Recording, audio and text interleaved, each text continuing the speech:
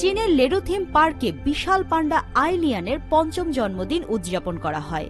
এই উপলক্ষে পার্কের কর্মীরা একটি ছবি বানিয়েছেন। এই ছবিতে আইলিয়ানকে একটি পদ্মফুল হাতে দেখানো হয়েছে।